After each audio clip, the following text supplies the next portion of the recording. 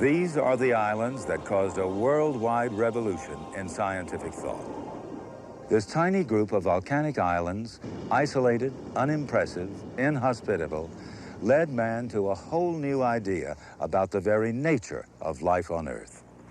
In the fall of 1835, a 26-year-old English naturalist stepped onto the shores of the Galapagos Islands.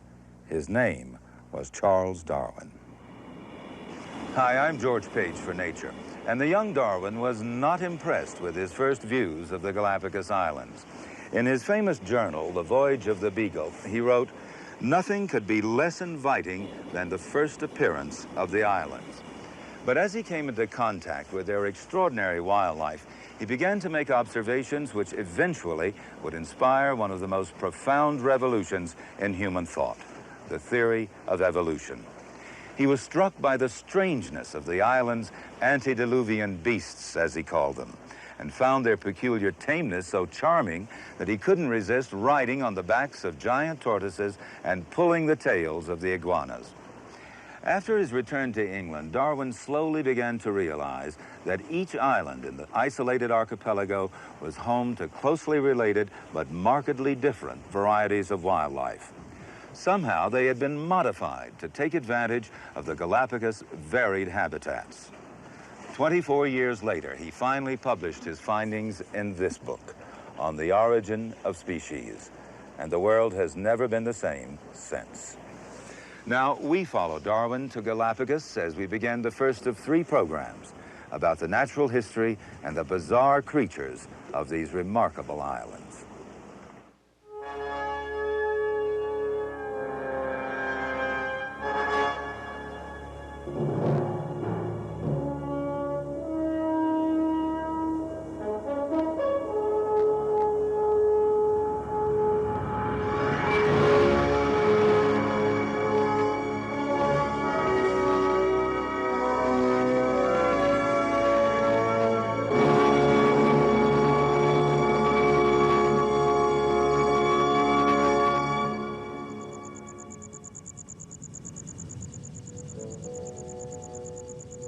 The islands have been described as a cinder pile, 600 miles out in the Pacific Ocean. The Galapagos consist entirely of volcanic lava spewed out from the ocean bed. Over the last 2 million years, some of the lava has broken down into soil, but in places, it looks as though it flowed only yesterday.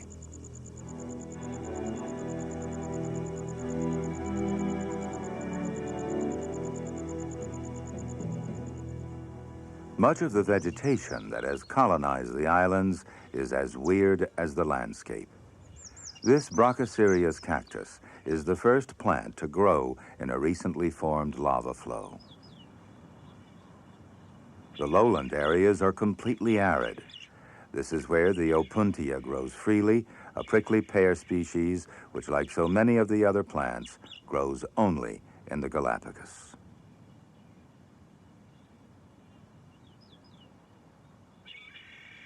Then there's the Jasminocereus cactus.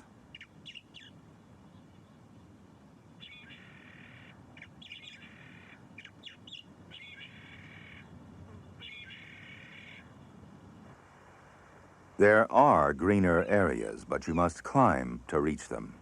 On some of the largest islands, volcanoes rise to between 3,000 and 6,000 feet.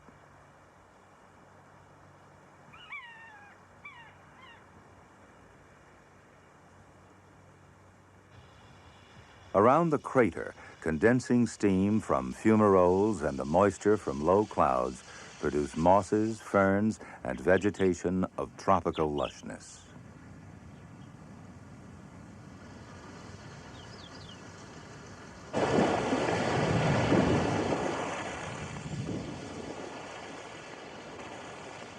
Much of the shoreline is uncompromisingly harsh, the lava constantly pounded by the Pacific swell.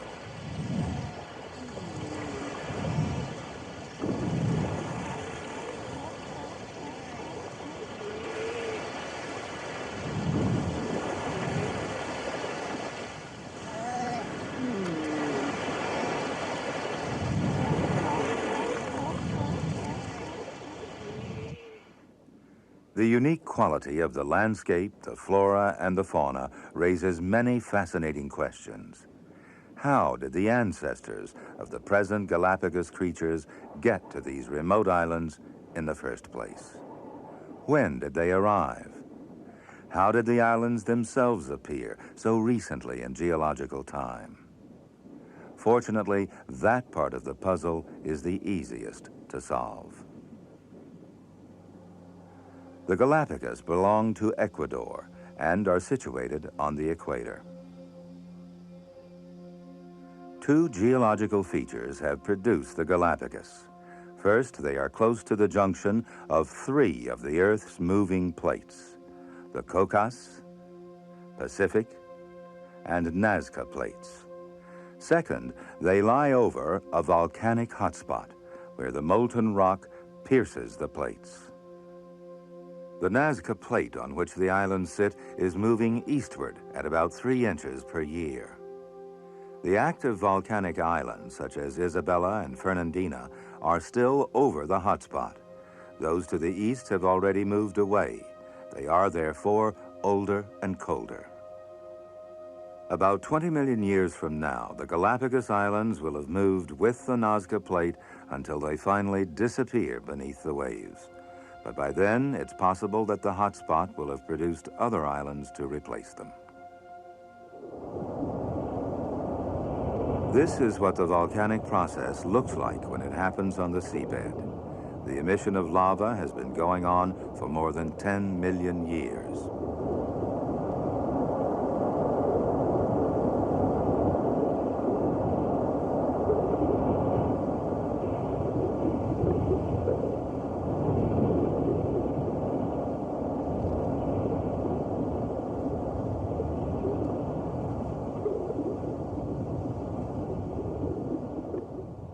Gradually, the underwater lava built up a vast platform with large fissures through which it flowed. The weird pillar formations are typical of lava floods on the ocean floor. They're caused by columns of rapidly cooling molten rock. Eventually, the plateau increased in extent and height until about 5 million years ago, some volcanoes broke through the surface.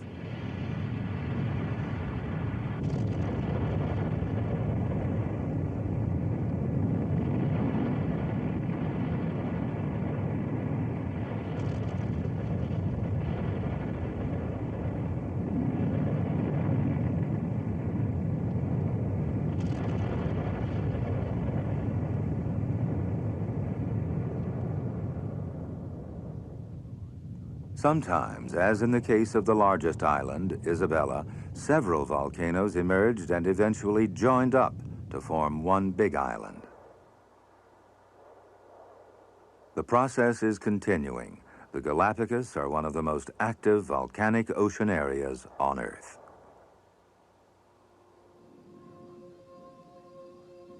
There are 13 main islands, 4 of them sparsely inhabited, and over 40 rocks and islets in the archipelago.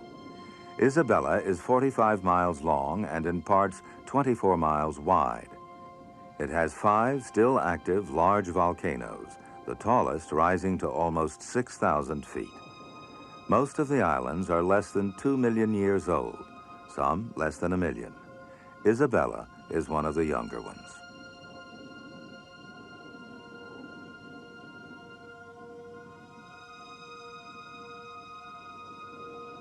To the west of it, separated by a narrow strait called the Bolivar Channel, lies Fernandina, with one highly active volcano. Near the shore are some brackish lagoons and mangrove thickets. Inland, much of Fernandina is composed of brittle lava, practically impossible to walk on. Santa Cruz is an older island. Its volcanic days are over. The highlands in the background are a reminder of the past. The second largest island, it's also headquarters of the Galapagos National Park and the Darwin Research Station. Espanola, the most southerly island, was never a volcano. It's a flat lump of lava about 4 miles long, thrust up from the seabed. This is where 20,000 pairs of waved albatrosses nest in 2 colonies. It's one of the earliest islands, probably about 4 million years old.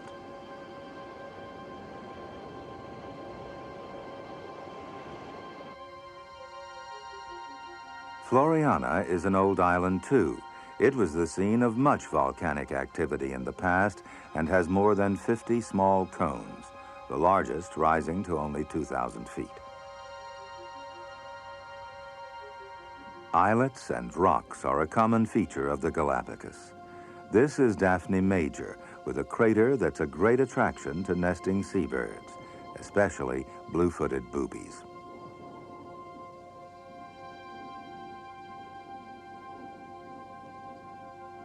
Different as they are in shape and size, all the islands share a common volcanic origin. All are relatively young, between 4 and 1 million years old. And all the Galapagos Islands, great and small, are home to the most fascinating animal population on Earth.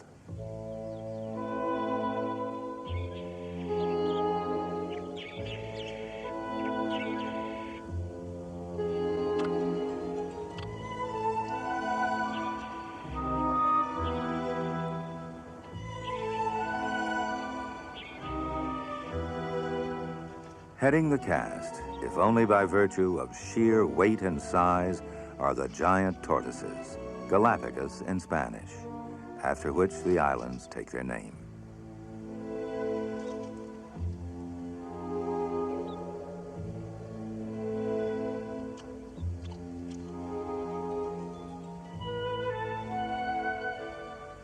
The males can weigh up to 600 pounds.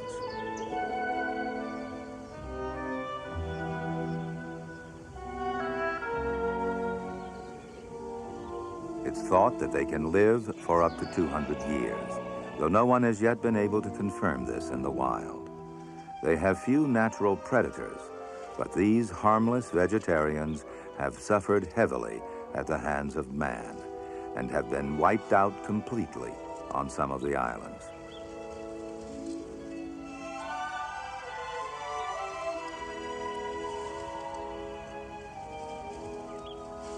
Most of the surviving tortoises live in the moist volcanic uplands because of the plentiful vegetation.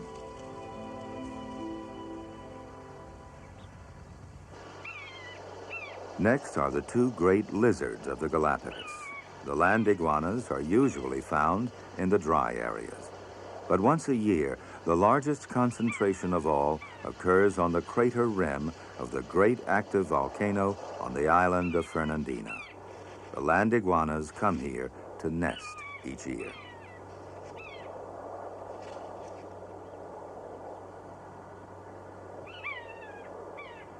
There's never been a land bridge connecting the islands to South or Central America, so only a few mammals, 2 bats, and some rat species have ever made the journey.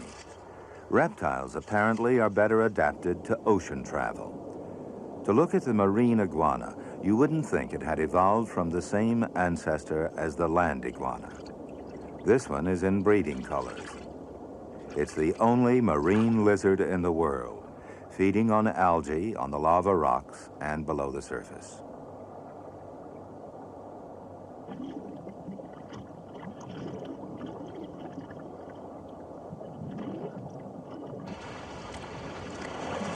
Of the seabirds, half are native species or subspecies.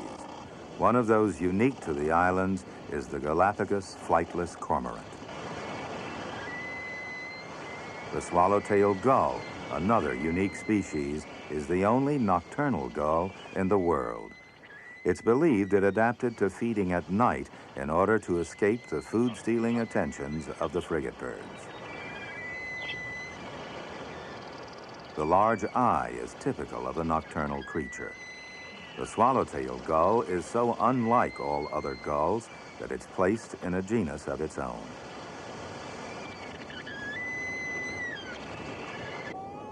The other gull species found only in the Galapagos is the lava gull, although it does have a close relative on the mainland, the laughing gull.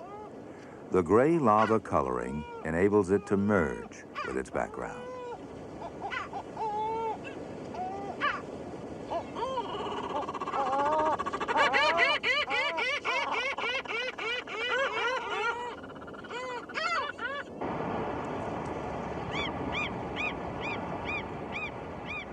The Galapagos hawk has obvious buzzard hawk ancestors on the mainland, but it too is a separate Galapagos species. It's a fierce and successful predator, preying on small birds, lava lizards, and young iguanas.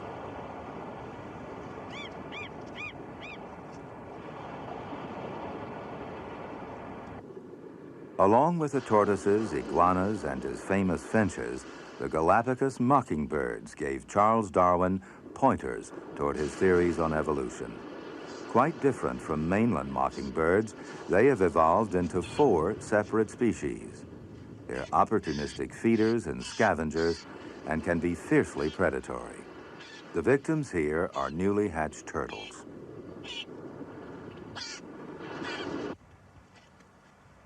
Of the seabirds that chose the islands as their only breeding ground, the waved albatross is the most impressive.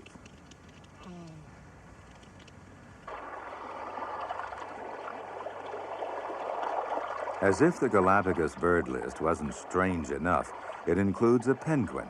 The Galapagos penguin is one of the smallest and certainly the most northerly of all penguin species. It's restricted to only the coldest waters of the island.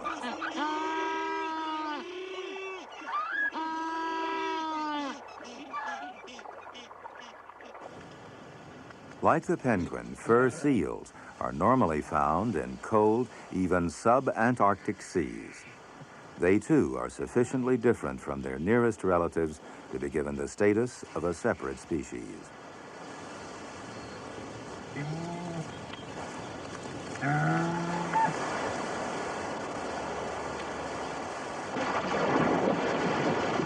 The sea lions lack the dense undercoat of the fur seals. They differ from their sea lion ancestors in California mainly in size. They're slightly smaller and are a Galapagos subspecies.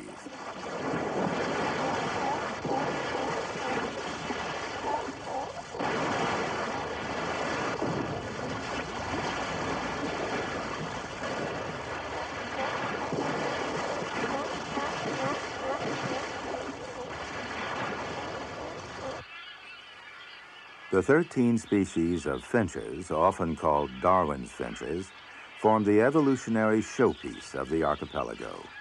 Small, rather uninteresting-looking birds, they have descended from one common mainland ancestor. The most amazing of all is the woodpecker finch, which uses a stick or cactus spine to pry insects out of dead trees, and thus becomes one of nature's few tool-using animals.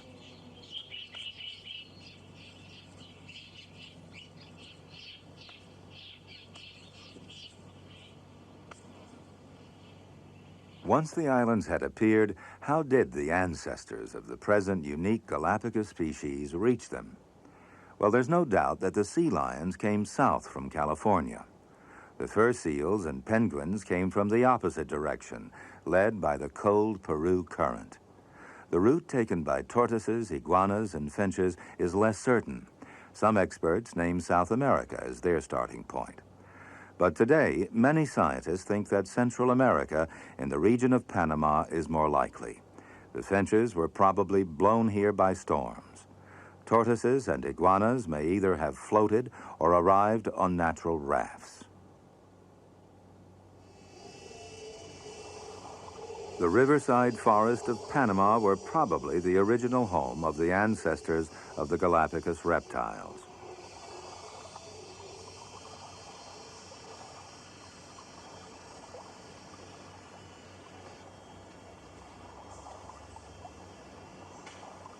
No one can be quite certain, but this is now thought to be the creature from which the 2 very different species of Galapagos iguanas evolved. It's the green iguana, common in much of Central and South America.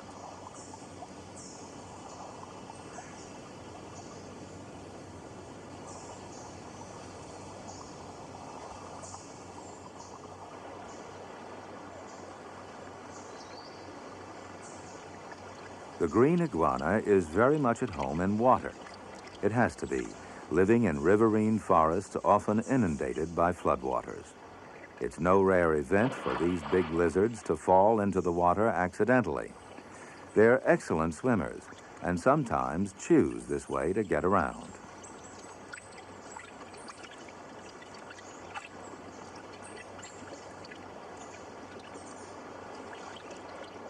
When you watch the big lizard swimming, the resemblance to the marine iguana is striking. Hind legs are held close to the side, and propulsion comes from sinuous movements of tail and body. Head and crest are quite similar to the profile of the Galapagos land iguana. No one seriously suggests that the green iguana swam 1,000 ocean miles to make a landfall on the Galapagos, but there was a possible form of transport available to it. The iguana often climbs on rafts of floating vegetation. In flood seasons, very large rafts are a common sight on the big rivers of Central and South America, and often they make their way out to sea. So it's possible that iguanas, lizards, and snakes hitched a ride to the Galapagos in this way. The rafting theory also holds for the probable mainland ancestor of the giant tortoises. Obviously, this tortoise wouldn't have made it all the way to the islands, but no doubt logs carried some smaller reptiles there.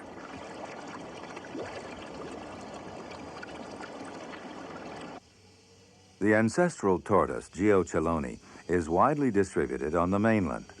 It's a small animal by comparison with the Galapagos giants, but tortoises lacking competition on isolated oceanic islands are known to evolve into giant forms. The same thing has happened to the tortoises on the island of Aldabra, far out in the Indian Ocean.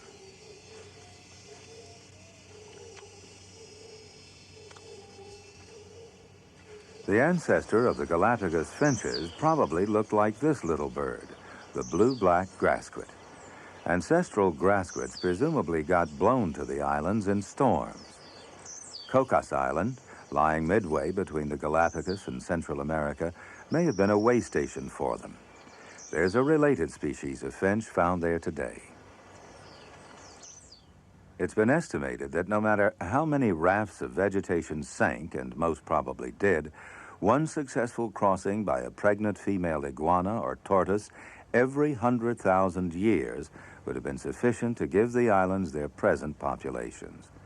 But the odds against the immigrants were longer than that. For many thousands of years, there would have been very little vegetation on the barren islands and therefore no food for the new arrivals.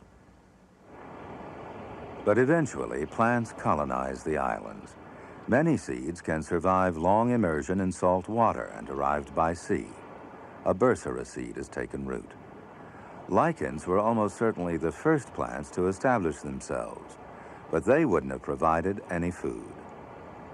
Nor would a Brachycereus cactus, a fairly recent arrival itself.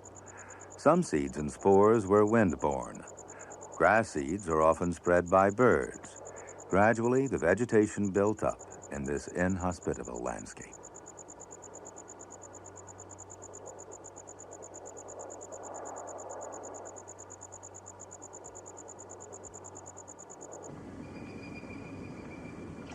This dark-rumped petrel gives a vivid demonstration of how some seeds certainly made the journey to the islands.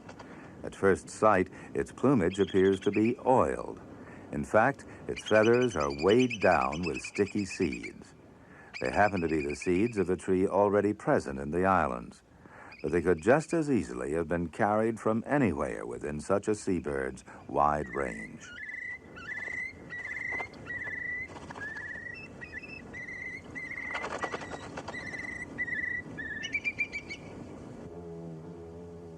The flora of the islands is as peculiar and diversified as its animal life.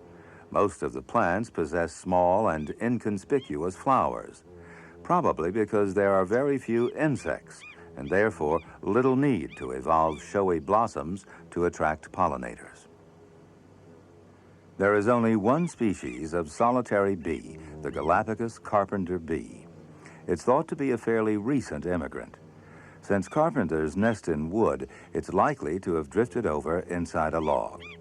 Nevertheless, it's been in the Galapagos long enough to have evolved into a native or endemic species. That's the male. He's a bright yellow. The female is black. Yellow flowers seem to attract the carpenter bees most.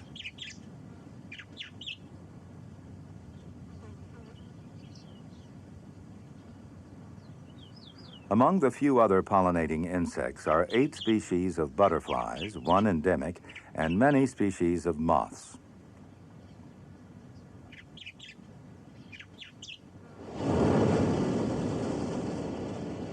The difficulties facing those first animal colonists can hardly be exaggerated.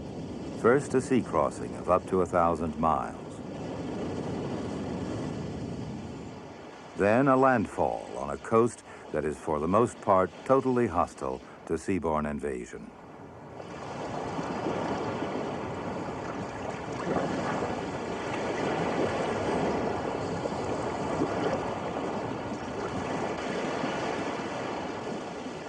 Third, the likelihood that if you do get ashore, there is no food waiting for you. And finally, the distinct possibility that you will never find a mate. Imagine that you are a mainland tortoise or a green iguana that has survived a month at sea. You've been washed ashore in the surf and now have to scale an obstacle like this. Yet against all these odds, enough made it to become the unique Galapagos species we know today.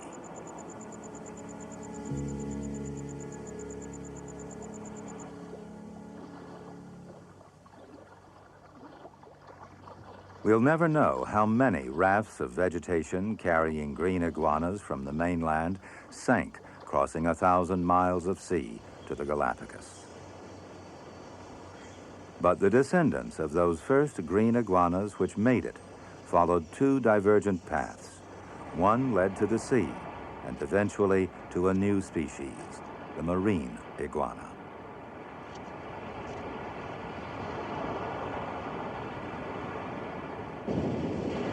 It's probable that in their search for food, some of the new arrivals exploited the green iguana's already considerable aquatic talents.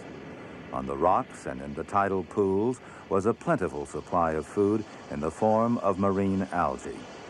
Over many thousands of years, by the process of natural selection which Darwin described, some of the green iguanas adapted to a watery environment.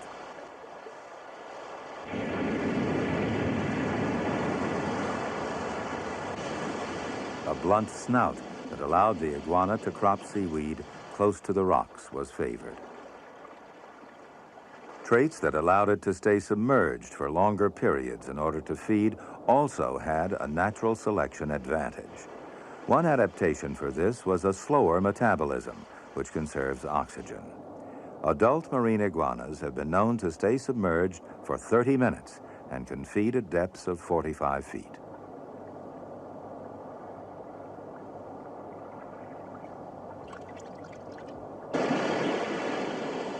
Exceptionally strong claws and forelegs, which help them cope with surf, were also favored by natural selection.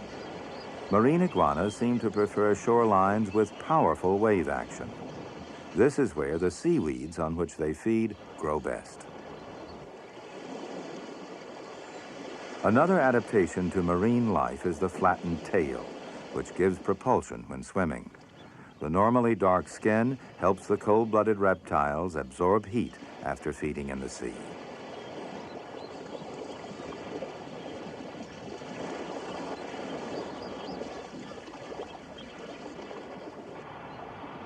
The male iguana, with its pronounced crest, is quite an intimidating creature. The bony plates on top of the head play their part in mating fights. The scientific name for the species is Amblyrhynchus, meaning blunt-nosed. The marine iguana allows the finches to clean parasites from its skin. A lava lizard pulls dead skin from an iguana's tail. It's another Galapagos species that must have rafted here in the remote past.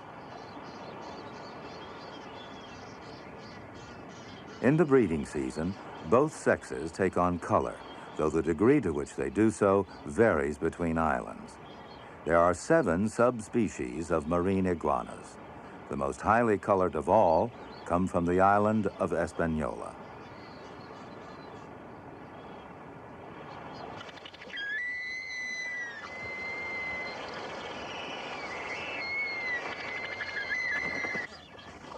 Establishment of a breeding territory is very important.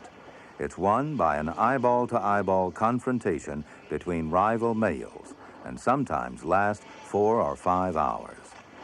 These less colorful males come from the island of Fernandina. Territories can be anything from 1 to 10 square yards, but they may be just a single block of lava. The best sites attract the most females. The less desirable sites are lower down near the water. In winning and holding his territory, a male may lose a quarter of his body weight over a 6-week period. Actual mating with various females takes about 3 weeks.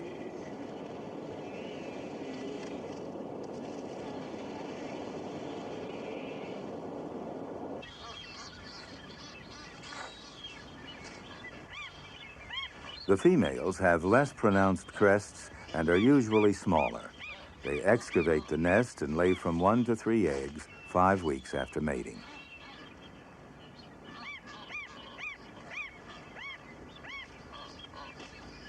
Then they stay on guard at the nest site for up to 10 days. This nest hole was probably a trial excavation, or one in which she wasn't yet ready to lay her eggs. That doesn't stop the mockingbirds from seeing if there are any eggs to steal. That failing, they search for insects.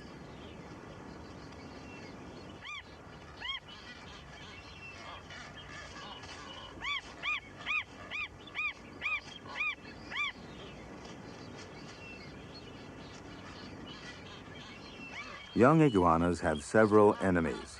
One of the most effective is the Galapagos hawk, a powerful raptor well suited to seizing ground prey.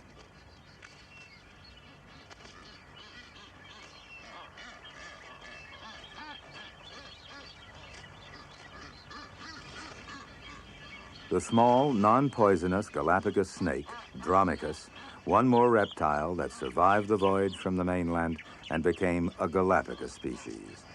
It's partial to lava lizards and very small iguanas.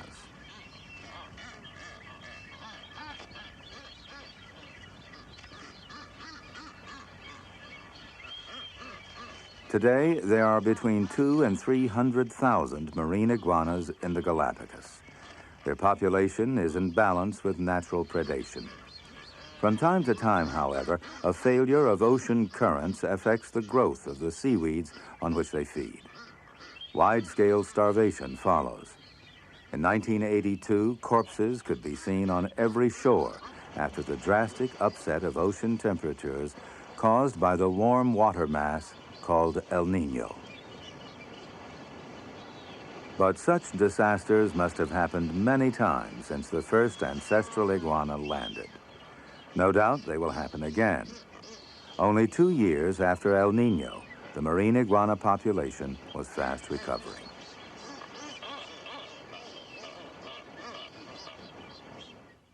The same green iguana from the mainland is thought to be the ancestor of the Galapagos land iguana. In evolutionary terms, the land iguana hasn't changed as much from its mainland ancestor as its marine cousin.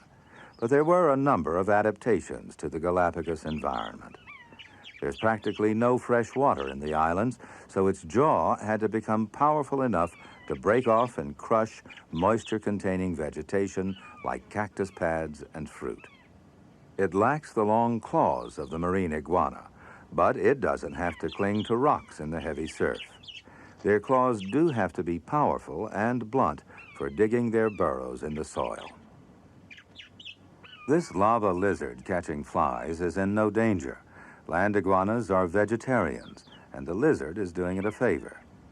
The iguana's yellow color is in complete contrast to its marine cousin. But then the land iguana's problem is to lose heat, not gain it. In some ways, the adaptations which the ancestors of the land iguana made were as foreign to it as those of the marine species. The green iguana of the mainland had lived largely in lush, wet forests. In the Galapagos, it was faced with an almost completely dry landscape.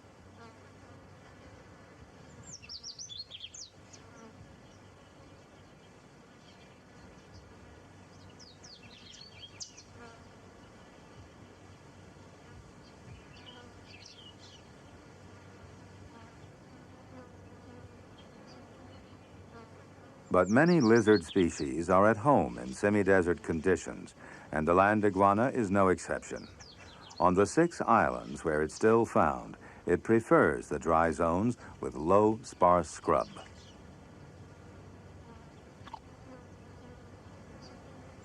Because of the moisture stored in its fleshy pads, cactus is a favorite food. The big lizards will even wait under the opuntia trees for ripe fruits to drop.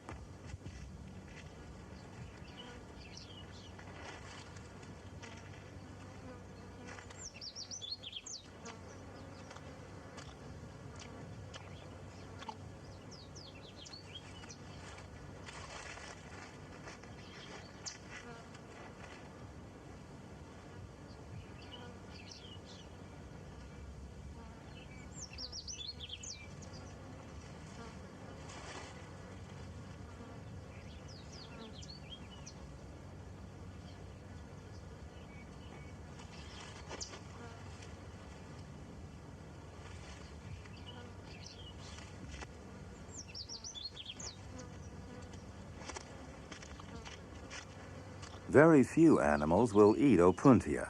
It's too well armed with spines. The land iguana has developed techniques for dealing with the situation, either by biting between the main groups of spines or by rolling the fallen fruits on the ground to flatten or knock off the spines.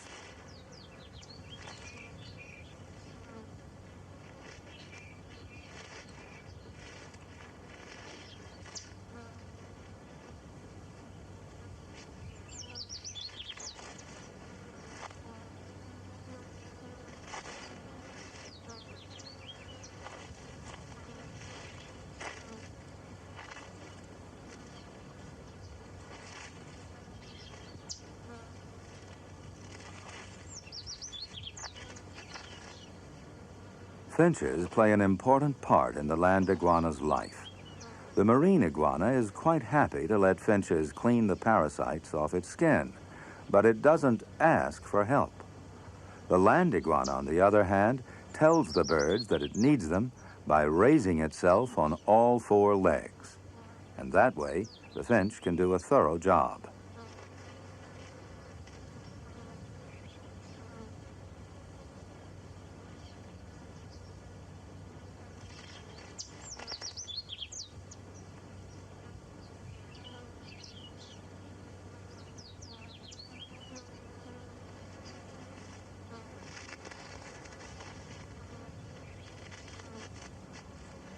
Though the land iguanas are found mainly in the dry lowlands, there is one notable exception, on the island of Fernandina. The rising sun unveils the unearthly landscape on the crater's rim of Fernandina's great active volcano.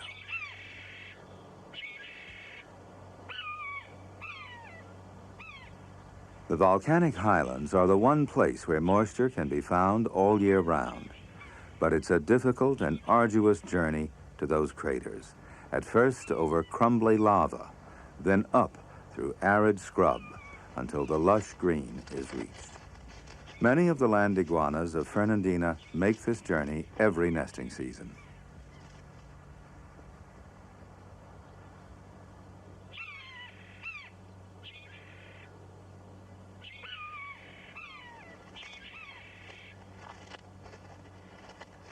It's the soft, warm layers of volcanic dust around and inside the crater that attracts them. The crater rim provides some strange contrasts. Close to the ash fields grows rich green vegetation, watered by condensation from the clouds that often envelop the top of the volcano.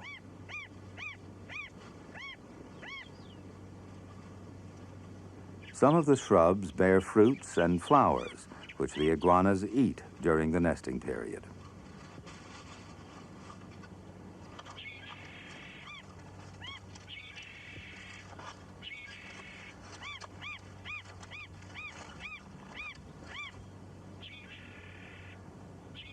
The females return to the same breeding areas each year. They inspect the territories on arrival, and it's they, rather than the males, who choose the mate.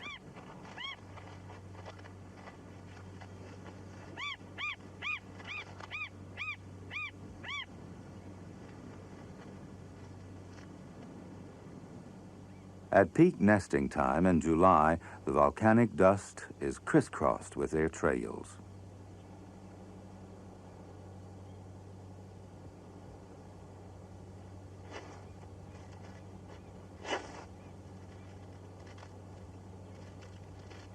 The female excavates the nest hole and then lays between 7 and 23 eggs. Then she'll mount guard for several days.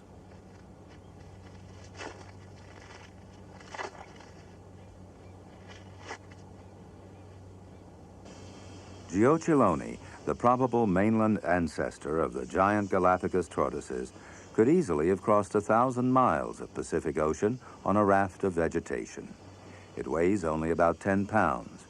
Even without a raft, it could survive floating in salt water for up to a month. There are 14 subspecies of Galapagos giant tortoises. On the largest island, Isabella, the tortoises even differ slightly from region to region. The tortoises on each of the 5 volcanoes are separate subspecies. Separated by hostile terrain, they don't interbreed. These are Santa Cruz tortoises enjoying a mud wallow in the humid uplands at the center of the island.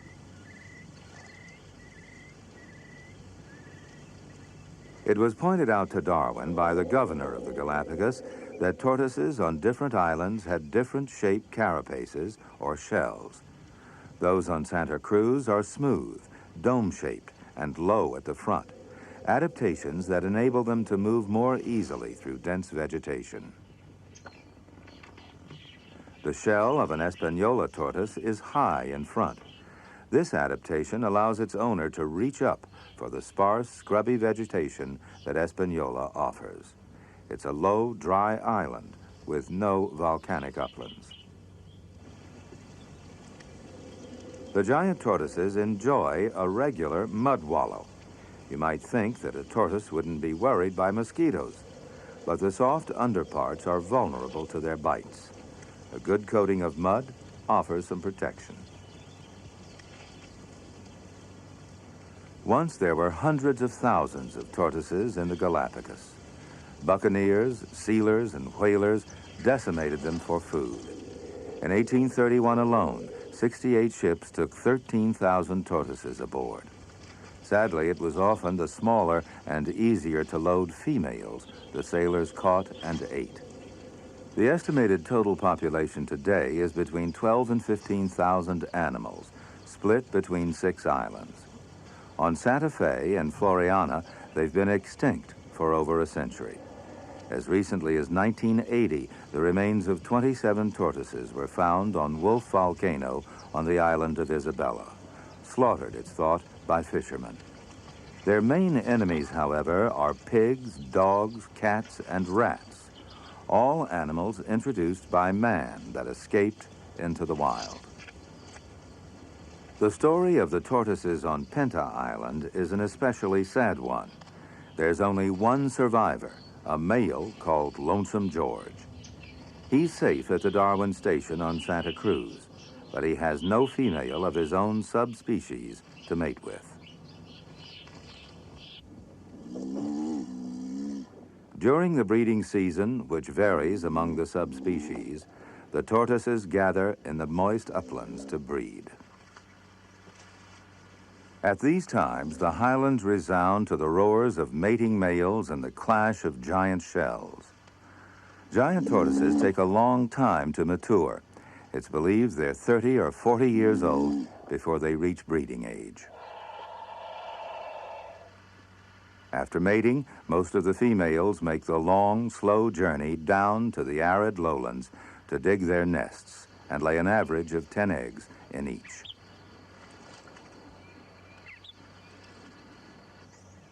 Scientists still argue about the ancestor of the 13 species of Galapagos finches. But this bird, Volatinia jacarina, the blue-black grassquit, is a firm favorite. This is one of its descendants, the cactus finch. The Galapagos finches are one of nature's most striking examples of what's called adaptive radiation. This is when one original species adapts to a variety of local feeding and living conditions in isolated areas. Over many generations, its physical shape and behavior are altered by natural selection and chance. With the Galapagos finches, the differences can be seen mainly in the bill shapes.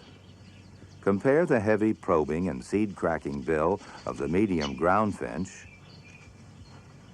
with the delicate bill of the tree finch. In each case, the bill reflects the bird's different style of feeding. Darwin noted this, and it became a key element in his theories on evolution. The warbler finch, the smallest of all, has the typical bill of a bird that lives by catching insects.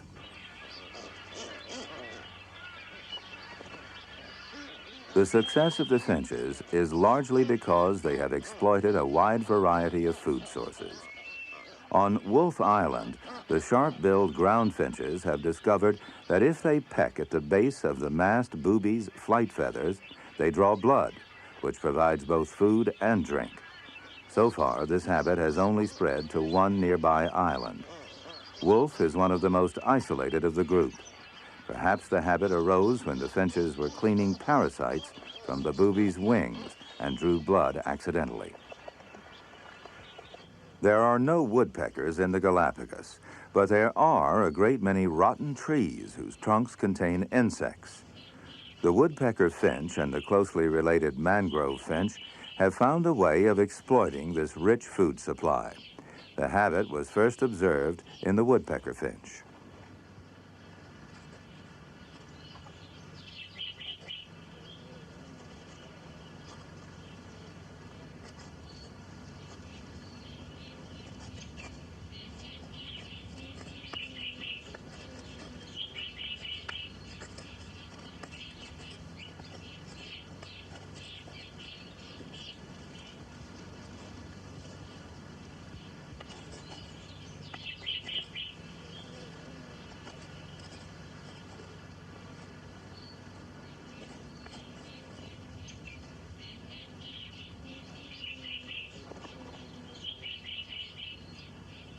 By no means have all woodpecker finches mastered this trick, so it seems the ability is probably learned rather than inherited.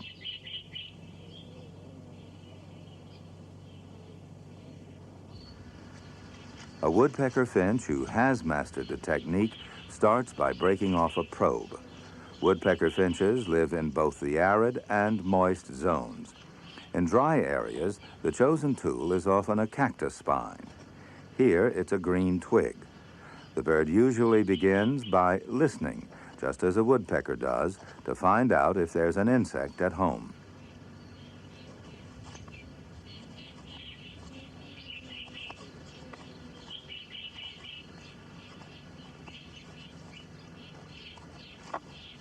The beak is surprisingly powerful, so the bird has no problem breaking off twigs.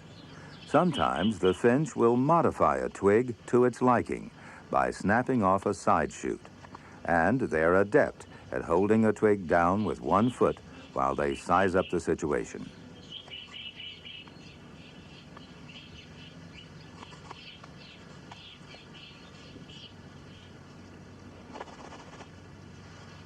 Where a real woodpecker would use its sticky tongue to extract the grub from the tree, the finch maneuvers it with the stick until it's within range of its beak.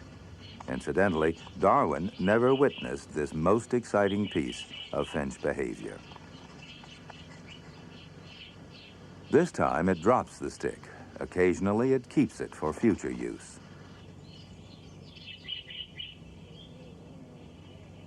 These two finches have detected a lively grub inside a dead tree. The dominant bird takes possession and listens at all the available holes.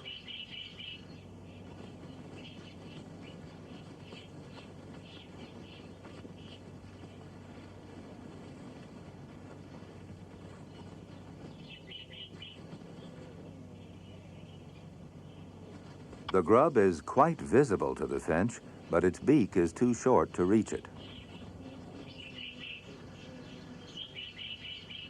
So the next step is to select a twig.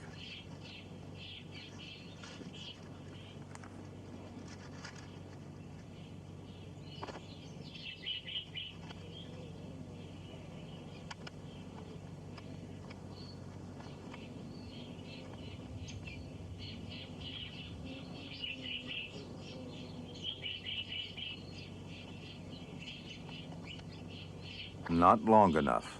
Back to look for a more suitable tool.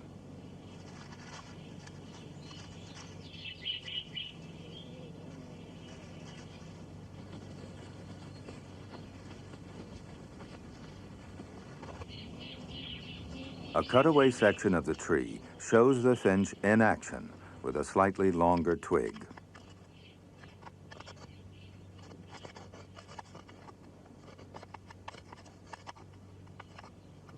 But this won't do the job either.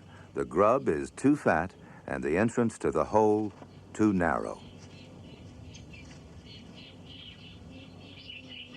Perhaps purely by chance, or maybe profiting from past experience, the finch selects a third twig that is slightly curved and therefore better for getting a grip on the prey.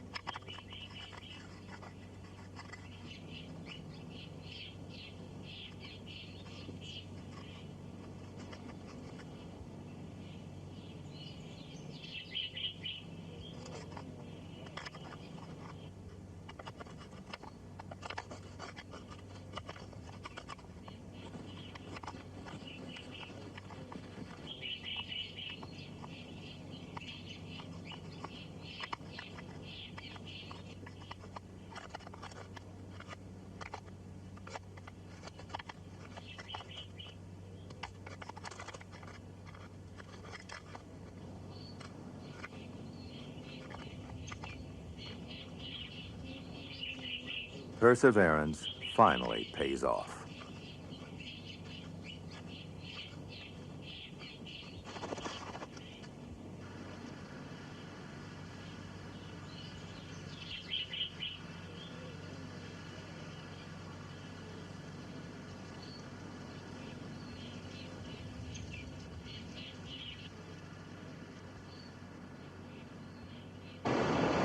Finches find their food in many ways. The small ground finch is foraging for ticks on the leathery skin of the marine iguanas.